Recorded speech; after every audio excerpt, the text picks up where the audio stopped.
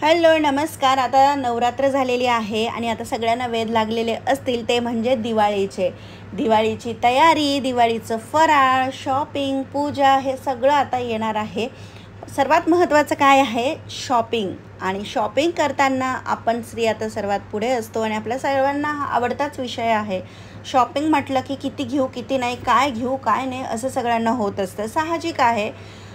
सजणं नटणं हे आपल्याला फार आवडतं स्त्रियांना. पण मैत्रिणींनो, काही शॉपिंगला जायच्या आधी काही पॉईंट्स आहे हे आपण लक्षात ठेवले पाहिजे, ज्यामुळे आपले पैशांची बचत होईल, आपला वेळ वाचेल, त्याचप्रमाणे आपल्याला दमायला होणार नाही आणि हव्या त्याच वस्तू आपल्या घरात येतील. नको त्या गोष्टी आपण घरामध्ये भरून ठेवणार नाहीत. तर असे सगळे पॉईंट आपण डिस्कस करणार आहोत, तेव्हा व्हिडिओ शेवटपर्यंत बघा. व्हिडिओ थोडा जरी यूजफुल ठरला तर चॅनलला सबस्क्राईब करा आणि कॉमेंट करायला विसरू नका. तर चला तर मग व्हिडिओला सुरुवात करूयात.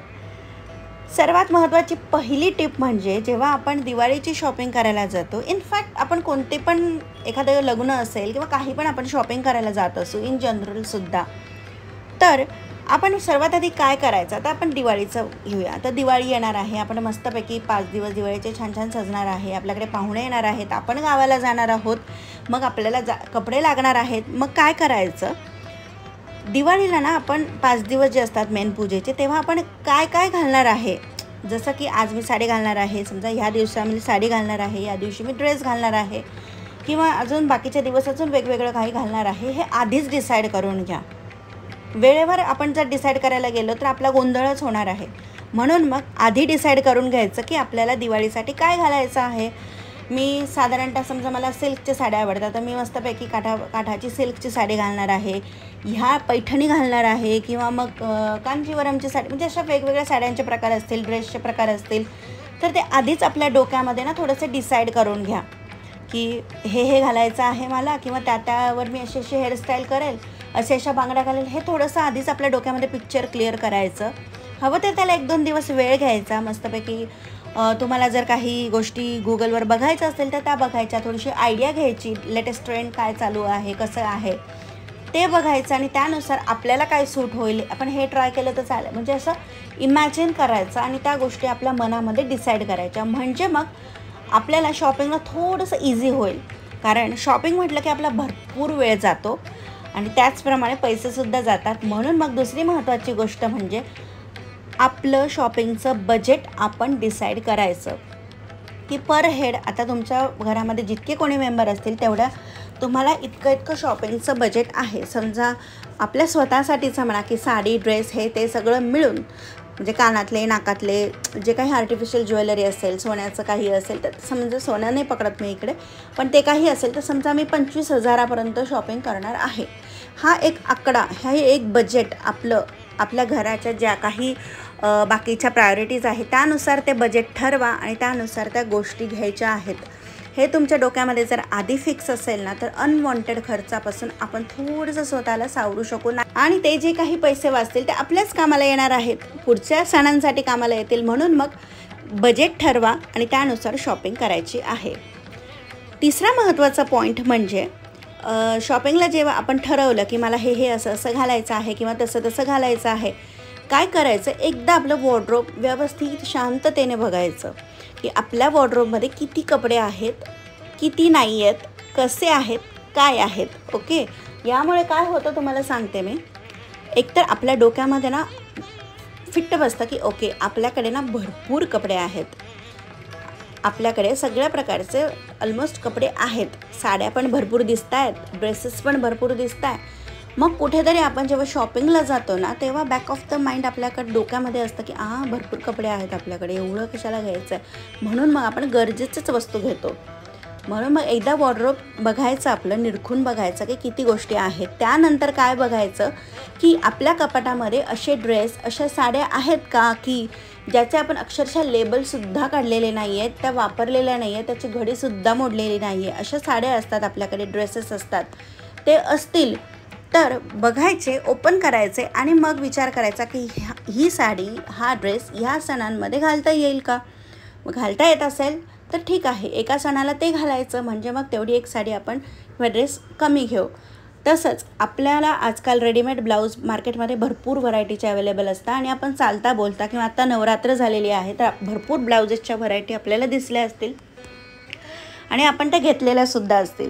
तर मग असे एखादे ब्लाऊज तुमच्या कपाटामध्ये ठेवलेले आहेत का नवे कोरे, की ज्यावर जे तुम्ही कधीच घातले नाही आहे, कदाचित तुम्हाला त्यावर मॅचिंग साडी नसेल किंवा ते घालायचा तेवढा चान्सच मिळाला नसेल. मग काय करायचं, ते ब्लाऊज तुम्हाला जर ह्या दिवाळीला घालता येईल का, मग काय करायचं, त्याच्यावर एखादी साडी मिळत असेल तर तशी साडी विकत घ्यायची. याने होणार काय की तुम्हाला पटकन ते ब्लाऊज आणि साडी पटकन घालता पण येईल आणि ते ब्लाऊज वापरलं जाईल. म्हणजे मग वस्तू तुमच्या कपाटामध्ये तशाच पडून असेल तर त्या पडून राहणार नाही, जरा त्यांना हवा लागेल, वापरता येतील आणि तुम्ही छानपैकी मस्त पेअरअप होऊ शकाल ना, की अरे हां हे कलरचं ब्लाऊज आहे, मग मी त्या कलरची साडी घेतली तर ती जरा छान दिसेल, म्हणजे माझं ब्लाऊज पण वापरून होईल हे जे ठेवलेलं आहे ते, आणि मस्तपैकी नवीन साडी पण येईल. तर असं थोडंसं स्वतःला इमॅजिन करायचं आणि वॉर्डरोब बघायचा, चेक करायचा आणि त्या गोष्टी तशाप्रमाणे घ्यायच्या आहेत. त्यानंतरचा पॉईंट म्हणजे सर्वात महत्त्वाचा आहे हा पण, की लिस्ट बनवून घ्यायची आहे. तुम्हाला काय खरेदी करायचं आहे त्याची, काय खरेदी करायचं आहे आणि ते कुठून घ्यायचं आहे हे फार महत्त्वाचं आहे. दिवाळीच्या वेळेस, सणासुदीच्या वेळेस खूप मस्त मस्त सेल लागलेले असतात, डिस्काउंट्स असतात. आपल्याला डिस्काउंट कुठे आहेत, काय आहेत हे एक माहिती पाहिजे. माहिती नसेल तर कोणाला तरी विचारून घ्यायचं आणि प्लस हे पण विचारायचं की तिथे डिस्काउंट आहे म्हणून मग क्वालिटी कमी जास्त आहे का, चांगल्याच साड्या ठेवलेल्या आहेत ना, चांगलंच मटेरियल आहे ना, म्हणजे टेक्स्चर कसं आहे, या सर्व गोष्टी जरा माहीत असतील ना, मग आपण त्या 2-3 दुकानांमध्ये बघतो की इथे इथे चांगलं मिळतं बुवा, ह्या ठिकाणी इतक्या सेल आहे आणि आपल्याला कमी किमतीत चांगल्या वस्तू मिळत असतील तर का नाही घ्यायच्या. आपला तर फायदाच होतो. मे बी आपण समजा 10,000ची एक साडी घेणार असतो तर आपल्याला 5,000-5,000च्या घेतल्या तर 2 मिळतील. आपलाच फायदा आहे दोघी साईडने, आपल्याला साड्या पण मिळतील जास्त आणि पैसे पण वाचणार आहेत. म्हणून मग काय पाहिजे आहे, कसं पाहिजे आहे, त्याचप्रमाणे त्याच्यावर आपण काय घालणार आहोत, ते कोणतं घ्यायचं आहे. आपल्याला मेटलच्या बांगड्या घ्यायच्या आहेत, नाकातलं घ्यायचं आहे, गळ्यातलं घ्यायचं आहे, हेअर ॲक्सेसरीज घ्यायची आहे, इयररिंग्स घ्यायच्या, अंगठी घ्यायची, असे सगळ्याची मस्तपैकी लिस्ट करून ठेवायची. मग साडी जेव्हा आपण घेऊ तेव्हा त्याच्याच पुढे मॅचिंग सेंटर्स पण असतात, मॅचिंग सगळे मस्त मस्त कानातले सुद्धा असतात, तर ते पण आपण घेत जायचे. म्हणजे मग साडी घेतली की त्याच्यावरचं आपण छान छान मॅचिंग वस्तू घेतल्या की मग आपला पण वेळ वाचतो आणि मस्तपैकी आपल्याला शॉपिंग करता येते. वेळ असतो आपल्याकडे शॉपिंग करायचा, कारण आपण ऑलरेडी डिसाईड केलेलं असतं काय घ्यायचं आहे. म्हणून मग ऑन द फ्लाय आपल्याला समजा काही गोष्टी आवडल्या तर त्या आपण घेतोच, पण अतिसुद्धा घेतल्या जात नाही. तर मग आपल्याकडे काय होतं, घेऊन ठेवते पुढे कधीतरी कामाला येईल, घेऊन ठेवते पुढे कामाला येईल, असं करत आपलं वॉर्डरोब आपण भरपूर भरून घेतो अननेसेसरी गोष्टींनी, ज्या मे बी फार नंतर यूजला होतील आपल्याला किंवा होणार पण नाही, अशा पण गोष्टी आपण गोळा करत असतो. अननेसेसरी खर्च वाढतात, आपल्याला ते आवरायचं आपल्यावरच बर्डन असतं, ते वाढतं. असं होऊ नये म्हणून 1-2 गोष्टी आपण घेणारच आहोत एक्स्ट्रा, कारण आपण लेडीज आहोत आणि आपल्याला फार आवडतं शॉपिंग करायला. म्हणून मग ते कन्सिडरेबल आहे की 1-2 गोष्टी आपण एक्स्ट्रा घेऊच, पण अति पण नाही घ्यायच्या.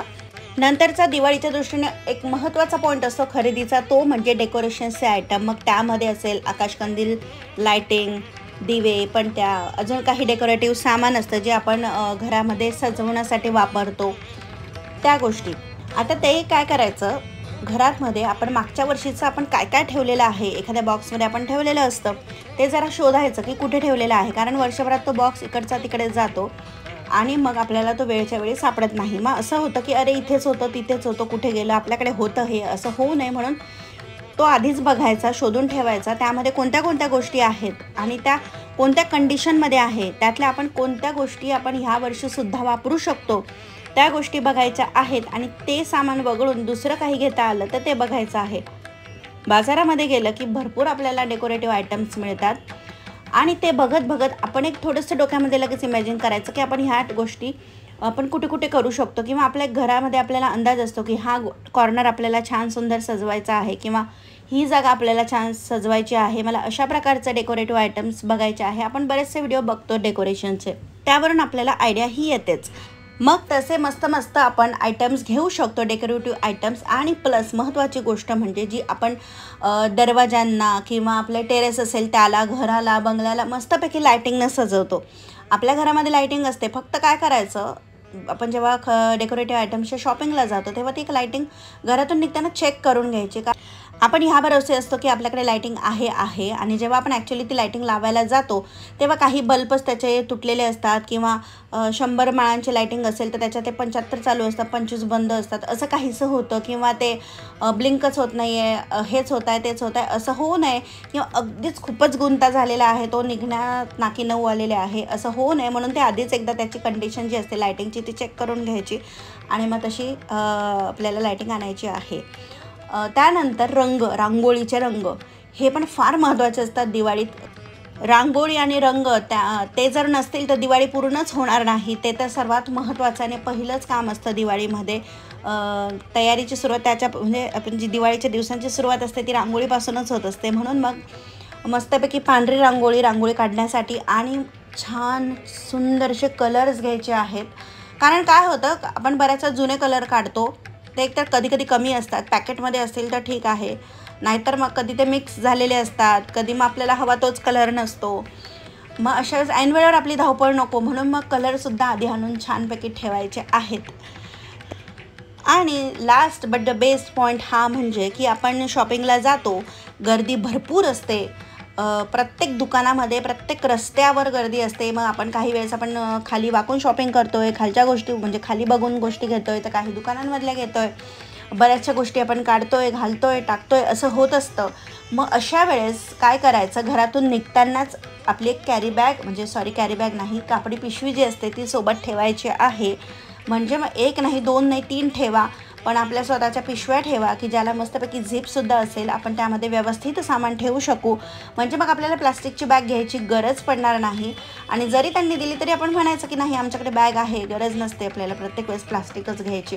म्हणून मग आपल्या घरच्या पिशव्या ठेवायच्या, म्हणजे आपलं सामान पण व्यवस्थित राहतं. आणि आपली जी पर्स असते, आपलं वॉलेट, आपला मोबाईल गर्दीमध्ये व्यवस्थित सांभाळायचा. गर्दी तर असते शॉपिंगच्या नादामध्ये, ही गोष्ट घेऊ का ती गोष्ट घेऊ, हे छान दिसतंय ते छान दिसतंय, ह्यामध्ये आपल्या पर्सकडे आपल्या मोबाईलकडे अजिबात दुर्लक्ष करायचं नाही. मोस्टली अशा स्लिन बॅग ज्या आपल्या पुढे फ्रंटला येतील अशा बॅग घ्यायच्या. म्हणजे मग आपला हातसुद्धा त्यावर असतो, आपल्या समोर असता पोटाशी, त्यामुळे त्या सेफ प्रोटेक्टेड राहतात. नाहीतर मग आपण मागची बॅग घेतली, सॅक घेतली तर ती मागच्या मागे कोणी कट करून घेईल, साईडला असते तरीसुद्धा लक्षात येत नाही. आणि कट करणारे अशा पद्धतीने करता की आपल्याला अजिबात लक्षात येत नाही की आपली बॅग कट झालेली आहे, नंतर लक्षात येतं. म्हणून मग आपला मोबाईल, आपले पर्स एकदम सांभाळून ठेवायचं आहे. आणि शक्यतो शॉपिंगला जाताना गळ्यामध्ये असं भरगोचं ज्या सोन्याच्या माळा असतात, कानातले असतात, ते अवॉइड करायचे.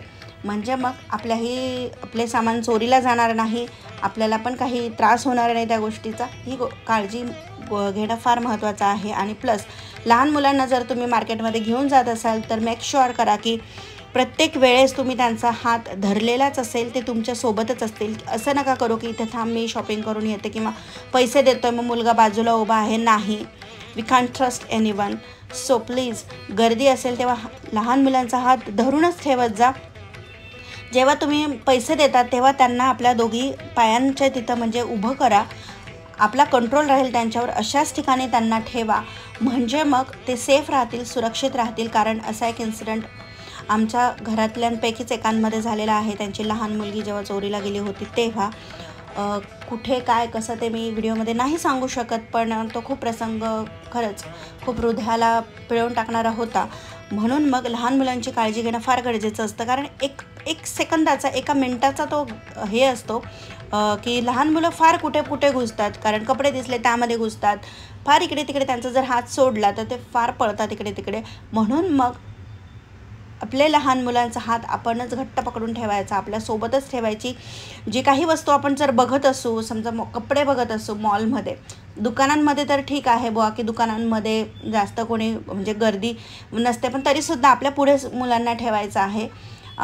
कुठे आपण एका ठिकाणी बसवून दिलं आणि आपण दुसरीकडे शॉपिंग करतो असं अजिबात करायचं नाही. म्हणून मग ह्या काही गोष्टींची काळजी आहे ती घ्यायची आहे. तर ह्या काही होत्या दिवाळी शॉपिंगच्या टिप्स. आय होप तुम्हाला आजचा व्हिडिओ आवडला असेल. व्हिडिओ आवडला असेल एक थम्सअप नक्की करा, व्हिडिओला कॉमेंट करा आणि चॅनलला अजूनही सबस्क्राईब केलं नसेल तर चॅनलला सबस्क्राईब करा. आणि अजूनही काही तुमच्या शॉपिंगच्या टिप्स असतील तर खाली कॉमेंटमध्ये नक्की सांगा. तर चला तर मंडळी, पुन्हा भेटूयात नवीन व्हिडिओमध्ये. तोपर्यंत स्वस्त राहा, मस्त राहा आणि मैत्रिणींनो दिवाळीची शॉपिंग मस्त करा. आणि काय करणार आहात तुम्ही, कोणत्या कोणत्या प्रकारच्या साड्या घेणार आहात हेही कमेंट करून सांगा, म्हणजे आपल्या सगळ्या मैत्रिणींना त्याची मदत होईल.